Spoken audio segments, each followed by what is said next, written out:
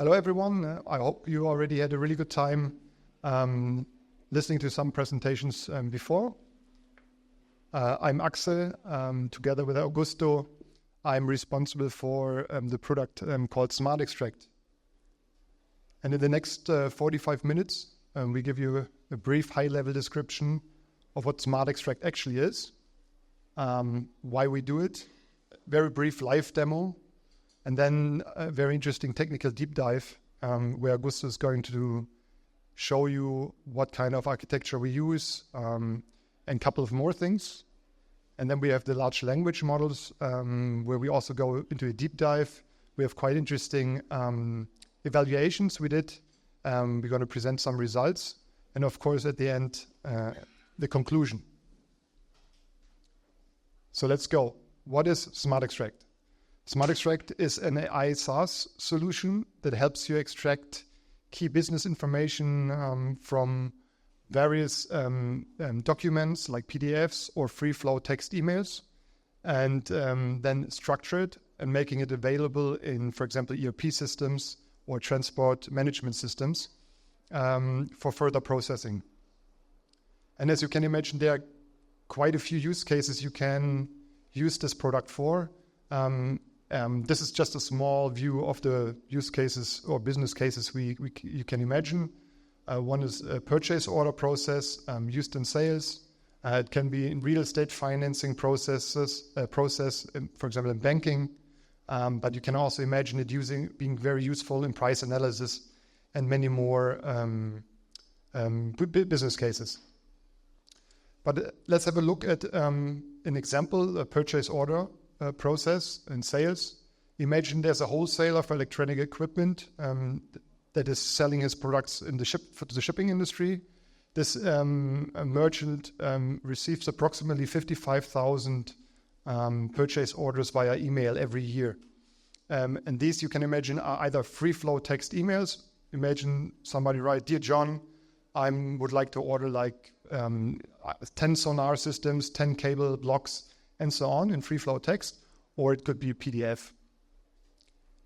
And it's probably easy to understand from the moment there's a customer who inquires to the moment the product is being shipped. There are quite a lot of touch points in between through email, through PDF, and every time there's new data coming. So let's have a look, a very bird's view look. Imagine sales staff receives an email, they open the email, they open the PDF, and then what they actually do is really like they scan through the PDFs, they scan through free-flow text emails to find relevant information that they require to further process stuff.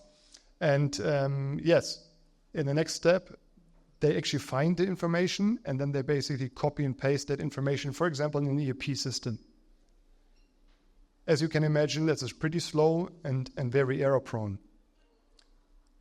And in order to give you an idea about the complexity, like how complex can a document be that somebody has to read, we would like to show you a very brief demo where you can see a document and then you can see in comparison to that how the AI extracts that information and how easy it makes for the user to actually then transfer the information to a different system. Let's go. So I'm going to start the product. So what you can see here is currently our currently 5 pre-built models. The interesting part about these models is they are zero-shot models. So a user who comes to it can start using those models straight away and doesn't need to do any kind of training. So right now,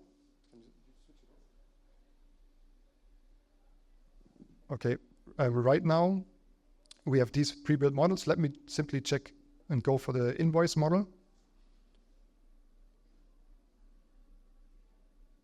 Okay, here we are. There's already an inbox. What you usually should do is like you create an inbox. In this case, we already have an inbox created. To that inbox, what we call inbox, is a pre-built model assigned to. In this case, it's the invoice model. And what we then do is we drag and drop like one of the PDFs in here. Should it work? Yes. So while we're doing this, it's uploaded, and let's have a look. So while this is processing, let's have a look at the document on here. So you can divide this document in 3 sections. Section number 1 is the top section. It's pretty straightforward information, invoice data, due dates, these couple of things. And then you have this section. It's an inline items section. But here it's actually quite tricky because within this inline section, you also have a delivery address. And at the bottom of the document, you find typical payment informations, like how to transfer the money, discounts, how much money it costs, and so on. So let's only look into some numbers that were extracted. So now you can imagine a human now sits there and scans through a document. This is only 1 page, but it could also have 3 or 4 pages. And now you have to scan through it and then type everything you find into it in ERP system. I mean, you can imagine it's not fun to do it. And instead, look at this stuff we extracted here on the right. Here you can find the invoice number, date, due date, all the information you find extracted up here. Let's collapse it. Then you have customer information. Let's not go into this, but this is interesting. The delivery address, because the delivery address is actually buried down in here. So the computer is able to distinguish that this is not the delivery address. No, he understands that the delivery address is actually buried down here, which is tremendous because as a human being, you probably spend quite some time of thinking to figure out what is what, and it takes you a lot of time. That's why I like this example a lot. Let's collapse it. There's a lot of banking information in this document. Let's collapse it. Let's continue collapsing it. There's a lot of banking information, even more banking information. And now we come to the payment details. We go to this one a little bit later. But here, let's look at the line items, for example. Interestingly, so let's say, for example, the description, Anputzleiste, the unit price of €3.91 and the total price of 166 euros. So if you look at these different line items, it extracts it. And then if we go further down to the document, I zoom in. This is, I think, super interesting also.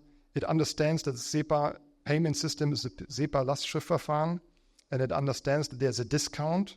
So it understands that if you pay within a certain amount of time, you actually save specific, you get a discount. And on the right side here as well, you see the payment, the net amount is correct, tax amount, and the gross amount. So all the information is already there. And now what would be the next step?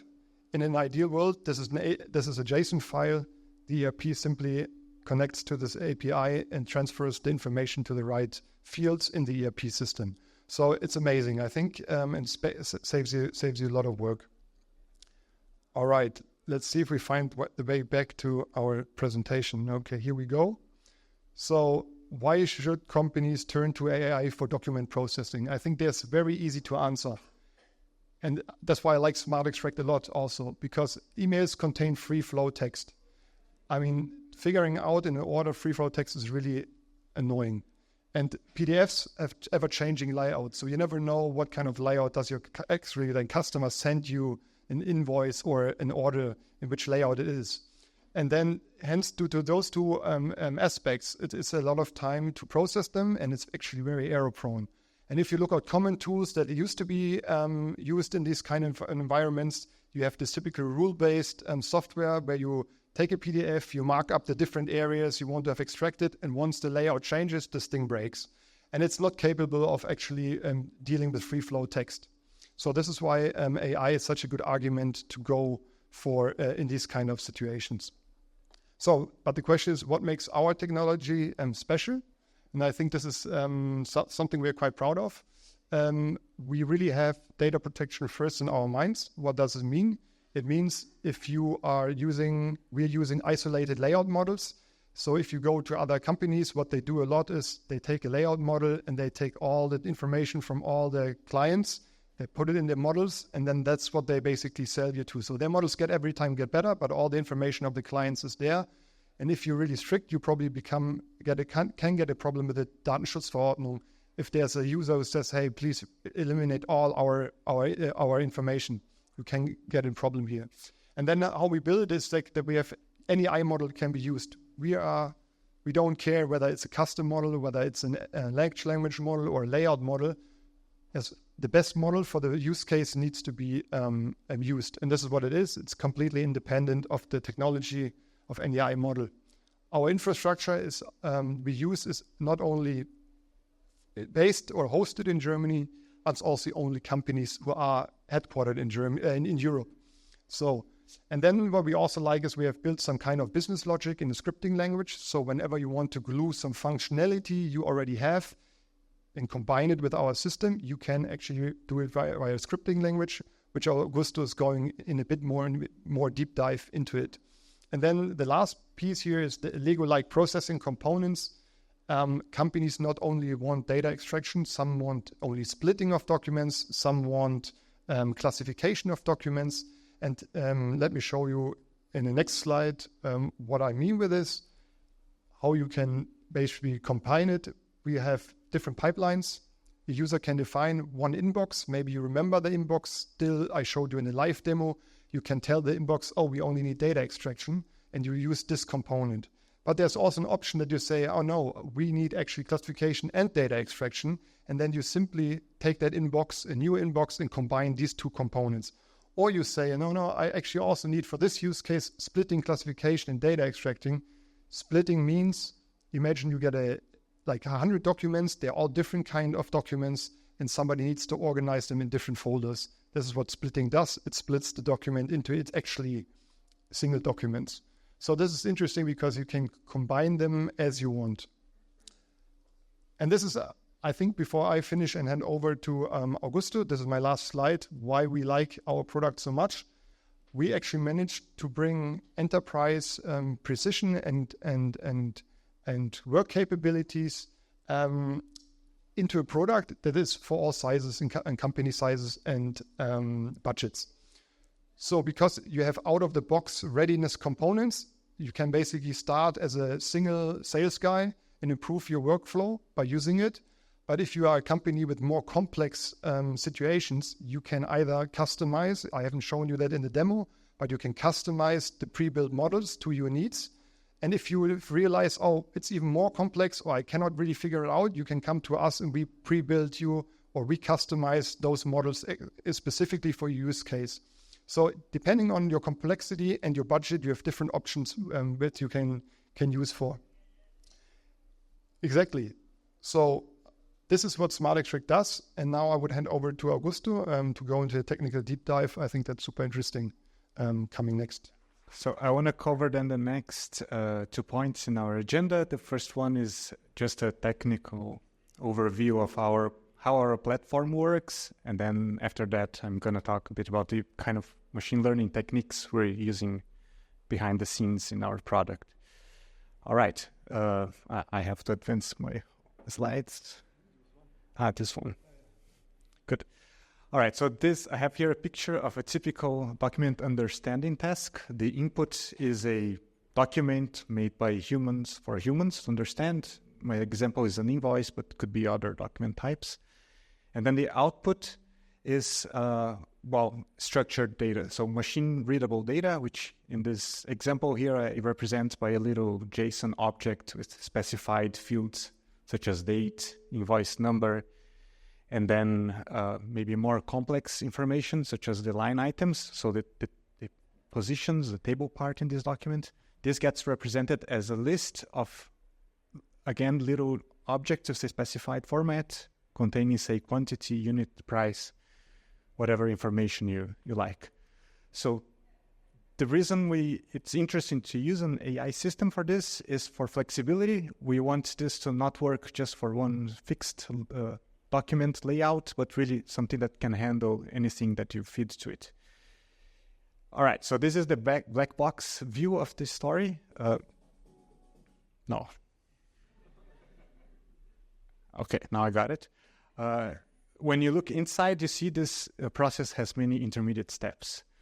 First one would be to just read the text out of this document, either by reading the PDF or maybe running OCR. And then you may need language detection. You may need to decide if this is an invoice or a purchase order or another kind of document altogether, so classification. Next step might be entity recognition, and this is the part where you try to understand which areas of the document are really relevant for you in the end. Maybe this is the main part of the story, but it's just one. Yeah, and then after you're done with this, maybe you need some kind of validation, ensuring dates are in the format you expect, all this kind of stuff. All right, so there is quite a lot of incidental complexity around this main step here. Okay, and then we implemented for clients in the past projects of this type, very customized, highly integrated to their own systems. And from this came the idea then to develop like a product or a platform that anyone can come and use it, right? And then, if needed later, add customization on top. So this is our idea for a document understanding platform. This platform should have various document processing components, basically these steps I mentioned before. And then these components, they can be off-the-shelf products like OCR service provided by the big cloud providers, which are very good, not necessarily something we want to improve on. They can be in-house models that we develop at dida to make available to all users. They can also be customized models that a particular user approaches us and asks to develop based on their own data, for example. Okay, so once we have the components, we still need a way to combine these components. And this is what we call a pipeline. So I'm representing a pipeline here by a fluxogram, and I'm taking this hypothetical example where a document comes in, and then you want to decide if it's a PDF. If it is fine, you try to read the text from it. If it's an image, then you run OCR. Then you try to decide which kind of document it is. This is basically the user's business logic and just a little hypothetical example.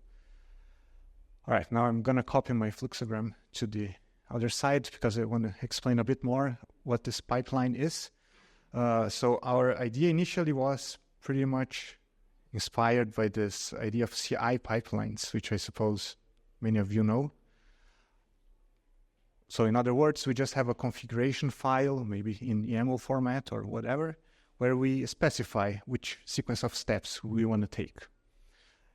That was the original idea. I implemented this, and then I wasn't too happy because I got the feeling I'm inventing a little scripting language with YAML syntax. And then we decided to embed in our platform an actual scripting language. And then we picked Lua.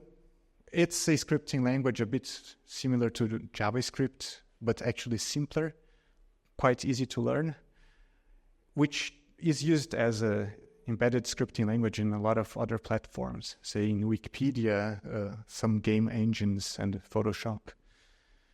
All right, and then in this script, the components that I mentioned before, they are available as just things you can import, and running a large language model or any other machine learning model becomes just a function call. Okay, so I translated the fluxogram to literally the Lua script that our platform runs. So here we are importing PDF. This is just, can I can point. Yeah, so this is a PDF processing library from our platform. Then we have an OCR integration with AWS OCR, if that's what you like to use.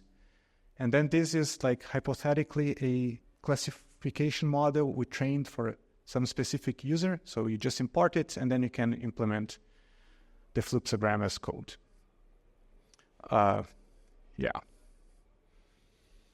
So, this scripting environment, we haven't exposed it to our users, although we could. It's a sandboxed environment, but we just use currently this internally. So we talk to some interested user, they can explain their use case, we can implement their business logic without a lot of effort like this.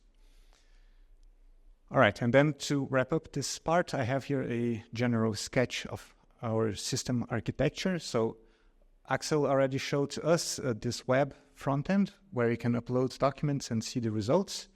You can also access the system directly via API. Then we have a backend. Of course, the backend talks to a database because we have persistent state. The backend does a bunch of different things, including like maybe the boring stuff or normal stuff like user management. It has a prompt builder if you want to talk to an LLM. And then crucially, it has this pipeline runner. The pipeline runner then in turn, it can connect to these various components. The components can be external. So say if you want to talk to OpenAI's ChatGPT, there's an integration, same for various OCRs. And then there's also internal components that run in our internally in our cloud environment. So say an open source LLM that we deploy for our users, or if we train a specific model for a particular user, they become components in our system. And if someday we decide, say, we need an address parser or a voice transcription service so that the input document can be a voice message. I don't know, I'm just giving an example. So if we need to extend our service to further use cases, this is how it would work as new components. Yeah, all right. So this is all I had to say about the system. And now I want to describe a little bit the machine learning techniques we're using. So I want to start with a bit of a contrast between extractive and generative model. So extractive models, which we could also call them encoder-only models, essentially, such as BERT, layout LM, if you know them. So this is what we used to use until recently, in this task. And this type of models, they are trained on a token classification task, or word classification, if you want. What this means is, given an input document, the model tries to predict for each word in the document if it's maybe not so interesting, such as this area, or if a given word identifies the seller or the buyer in this invoice, or if it's a line item. And then once the model identifies these locations for us, then we can collect the relevant words and assemble this structured data we want to have in the output. By the way, this picture could also represent the training data you need for the model, right? So if you need to train a model, you label data pretty much like this. Then the model knows what outputs you expect, you can train it. Another comment here is, so getting to this picture is not the end of the story, right? You need you have to code some logic to just collect the relevant information in the shape that you expect. So there's some rule-based logic associated to this approach. Okay, now, on the other hand, we have now this other option on the table, which are generative models, also known as large language models, right? Example here would be ChatGPT. And the way we can perform this information extraction task with this kind of models is we feed first just a document converted to plain text, and then we add a prompt, an instruction describing what we're looking for. So the instruction could be something like this. You're an accounting expert. In the following document, please identify the seller, the buyer, and the line items. And then out of this, the model produces some text, and then we parse the text and produce this output data. All right. So what are some advantages then of this new approach based on LLMs? First, we get excellent performance.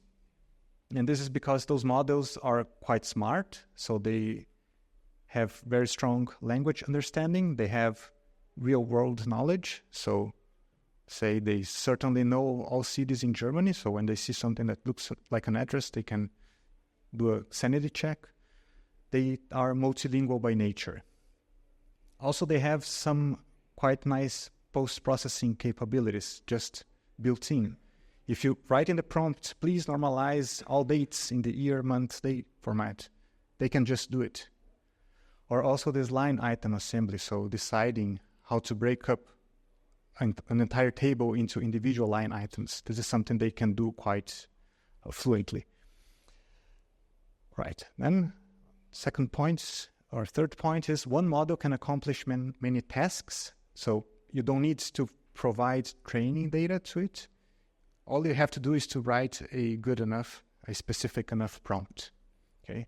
And this I describe as easy in square quotes because, of course, it's not that easy, but there is no data labeling, no training involved. Yeah, so we can also describe this as zero-shot learning. It's a kind of a weird terminology, but the process of training a document with as little data as possible is called few-shot learning, and in this case, the small amount necessary is 0 examples, so we would describe this as zero-shot learning. Yeah, okay. Now, here are some disadvantages of this approach. LLMs being generative models, meaning they generate text, right? So they can make typos sometimes. They can also make clever guesses. Maybe say you feed it a form and you're asking the gender of the person filling the form, and they may try to be super helpful and infer the gender from the name, which might be cool, maybe what you want, but maybe you want to see exactly what is literally on the form, so you have to take this into account and maybe say this very explicitly in the prompt. You want no guessing. Another point here is, well, because these models work on text, pure text, if we're processing nicely formatted documents, they have no direct access to the document's layout. And we also lose this direct relation between the information we found and its location on the page. They are also sometimes a bit trickier to evaluate because you can't compute a token level or word level score. What you have to do instead is to always compare the expected extraction and the actual extraction from the model. And for this, you should always use some type of fuzzy matching because, yeah, there can always be small differences. I'm going to get to an example in a minute. And we also find then that subjective evaluation by humans is always helpful. And then last point here, these models are very resource hungry. So they need some specialized infrastructure, some large GPUs to run. And this means it's meaningful to centralize deployment. So deploy one model and share it among many users and do some kind of request batching, that kind of extra deployment complexity. All right, so here now my last point is some performance analysis. And I'm starting here with this picture. Actually, I presented in this conference last year. And what I was doing here is I was comparing some of these good old extractive models. So starting from a tiny one, 2 million parameters, and then with no pre-training, just a handy-crafted GNN, and then some transformer-based ones with pre-training. And the data set doesn't matter too much. It's not a super interesting one, but it's one that lets us do this kind of comparison. And what this is saying is the following. So we're trying to train each of these models with very small number of training samples like this, starting at like around 10 and then going up to around 600. And what you see is kind of the expected result. If you don't have enough training data, your model just can't learn anything. When you get in this region, you get to a point where your model may or may not learn. So these error bars actually mean, so I'm repeating an experiment many times with 39 randomly chosen documents, and sometimes the model actually gets pretty decent performance in this range of 50 training documents, but you can't really be sure. So this is not really something we can rely on. We really have to get to from 200 to 500 training samples to get to a point where the result is kind of stable. So that was the situation. And now with LLMs, what we have is the following. It's this new line here. So the training data is not necessary. And also on the downside, it's also not too easy to take advantage of training data if you have it.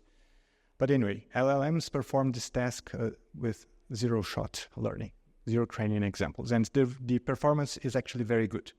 Okay, so I put this line here by hand a little impressionistically because a direct comparison with this metric is not really possible, but it's morally what you should expect. Okay, so very good results with no training. Okay, and then to wrap up, I'm comparing here a few different LLMs. For this experiment, we used 25 invoices from a specific use case. So for each 25 of these invoices, there are 23 bits of information asked, and they're mostly the standard stuff, but there are some very use case specific things in there. And the metric we are using to compute those scores is a Levenstein ratio. So this is a string similarity score. So for example, just to give a feeling, so if your ground truth says something costs 9.99, but your model extracts 9.99, then this is a 1 character difference out of 4. This would be a 75% score. Okay. Yes. So now, if this is a good enough result for you or not, I guess depends on the use case, but I would say generally this is fine. This is not a substantial mistake that you should worry about. And so I don't want you to think that this model here is giving a bad answer 10% of the time. I would be more optimistic than that. So human evaluation is important all the time. But this number is surely useful to compare among the models. Okay? And what this is saying is, if we take the best available LLM at this point, which is ChatGPT-4, we get this certain score here, which is very strong. If now we downgrade to ChatGPT 3.5, which has 175 billion parameters, it's like 10 times smaller than ChatGPT-4. Okay, you see some performance degradation. This is still pretty usable. But yeah, this is what you get. And then here in between, we get actually one open source model, Mixtral. So a model that anyone who has the DevOps expertise can deploy and run by themselves. Yeah, and then following here some further open source models which are smaller and get correspondingly worse performance, right? So maybe at this point, this is not a very good result anymore, but it's showing what you need. Okay, and now my very last slide. I mentioned before that maybe a disadvantage of LLMs is if you happen to have training data, it's not so easy to use it, but it is actually still possible. And yeah, by the way, my table here, I'm just adding one more row, which is this one. Okay, so what we did was we took this model, Mistral 7 billion, was our worst performing, but in any case, we did train it on a small data set of 19 documents, and then we spent 1 hour on a decent but not too big a machine. And we actually, and then we use some special training technique for LLMs, where we don't train the entire model, we just train a small fraction of the 7 billion parameters. And then what we observe is a pretty substantial improvement in the performance. So, of course, this is still not good enough, but it's just showing us a direction. So what we should try is to perform this kind of fine-tuning on one of those models here. And And this is one of our to-do items for the coming months. Okay, yeah, so that's all I had to say. So then I'll hand over to Axel to wrap it up. All right.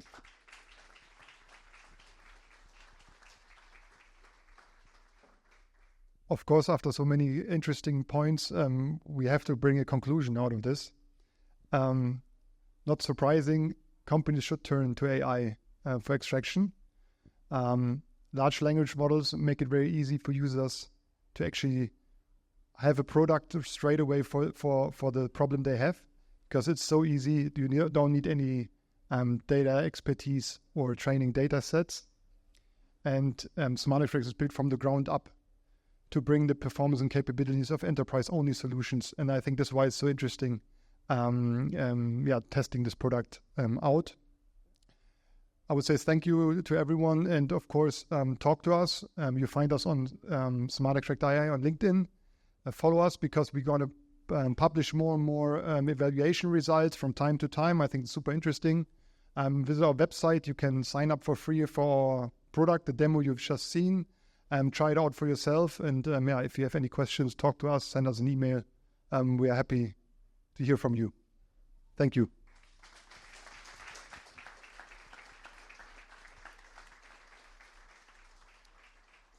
However, for talking to them, maybe now is even the best time. So we have time for questions. We have 2 microphones here. Maybe there is another person in the room. So if you have a question, please feel free to go. Hey, great work. But how do you deal with errors or hallucinations? Do you make sanity checks with the OCR data to the LLM data, or? I mean, it's business. Yeah, it's Right. I think there's a few different options regarding errors. One of them, of course, is to implement data validation. And then as a user of our service, you can always do this data validation on your side, and we can also provide some some services internally to our system. This is also something we are working on. And then, of course, if you expect perfect extractions, if your use case is really critical, some human review is probably going to be necessary always, right? I think nobody can claim they can do this with complete reliability, at least at this point. So, yes. And maybe to add on this one is exactly as you said.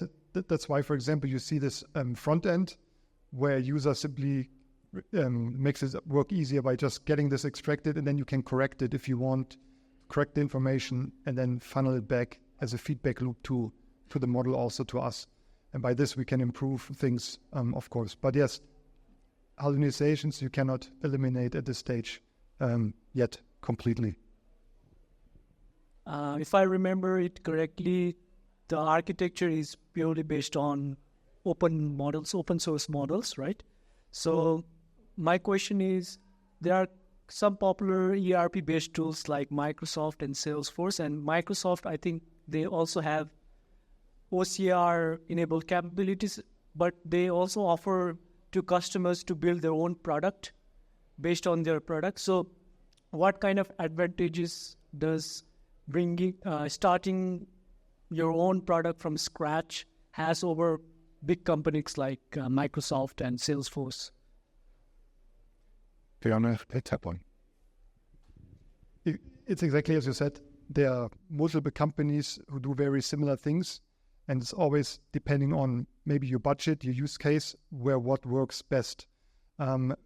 Maybe you are home in a Microsoft world, and then you want Microsoft service, but what you don't get there, depending on the budget you have, is like human expertise in the background, right? I mean, with us, you always have somebody right there who can help you actually train the model, do something. We're reachable. If you ever tried with Google or Microsoft, if you're not like enterprise account level, to get somebody helping you with some technical topic, you're lost. And this is exactly, I think, the best answer. If you need support from somebody, no help is needed, then we are actually the right spot to go for. And I think there's a huge differentiation from Microsoft and other companies.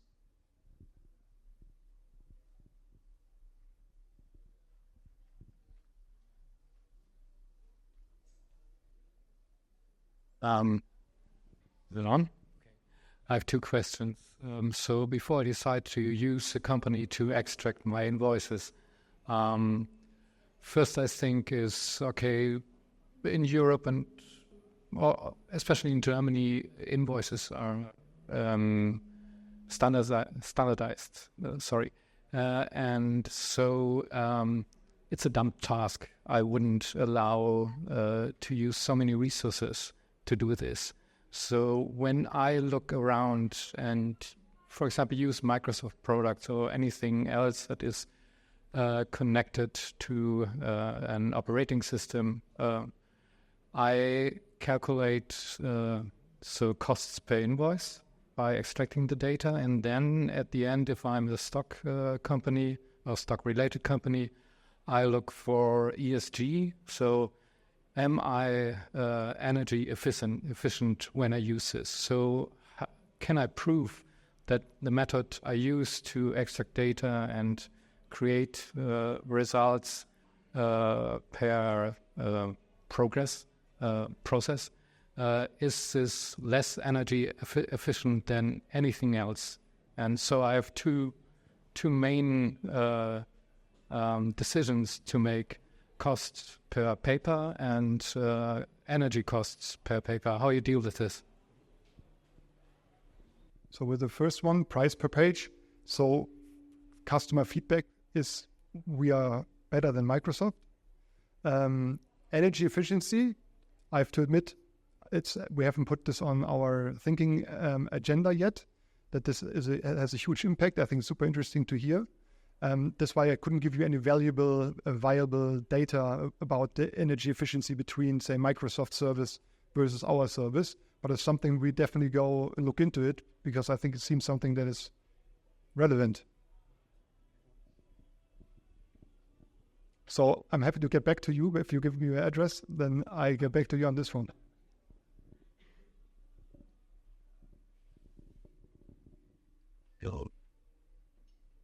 Two questions. The first one is like I once worked with a company that takes data from paper and enter on the computer by hand, but this data are written by hand with pen. So the question is, if this kind of document is uploaded on your system, most times the handwriting is difficult to pick up even by humans. Do you think this system can solve that kind of problem? Then secondly, how about cases where people write the wrong information in the wrong place? Maybe instead of writing their name somewhere, they write their account number. Can you also solve this kind of problem? All right, so the first question was about handwritten information. Well, that's not an easy one. I think some of these modern OCRs, they are surprisingly strong, actually. So if you try it out, you may be positively surprised. And then a nice thing about our platform is you can choose which OCR you pick, right? We have integrations with the AWS and the Google OCR. We could easily integrate more. If you came to us and saying, I really like this provider, it's great because of this, we would just do the integration. And then the second question was about data inserted in the wrong place, right? Yeah, I think this is where this LLM approach is really nice, because if you see this, you'll see, this is just to write information in the wrong place, and the LLMs, they are pretty clever. I mean, I think they can handle this kind of issue to a certain degree, obviously, right? But yeah, you may also find out that it just works. Whether you have tried the 4O model, and I've seen that it is pretty good at reading receipts and extracting the information even without doing OCR before. Have you played with it already? Yeah, okay. So I don't know if others understood. I'll try to summarize the question. It is if we tried one of these new multimodal large language models, which can take in image information as well as text. And I think we haven't made any experiments so far, but it's a very promising direction as well. So yes, we'll surely do it. So if a client needs to go through a pretty large document, for example, a financial document, I have to find like some specific entities or glance a specific aspect paragraph. Is it possible to reduce the text that the LLM or your software to analyze, taking advantage of the heading, subheading structure, and how? Yeah, that's an interesting question. I think we actually did a POC for a potential user, which was summarization of very large documents. And then I think, well, there you have to know more or less what you're dealing with. If the documents are already still in the range where the LLM can handle, you can handle it. If not, what we would do is we would then implement a customized pipeline, a slightly more complex script to split the text into pieces and then try to put the results together in some way afterwards.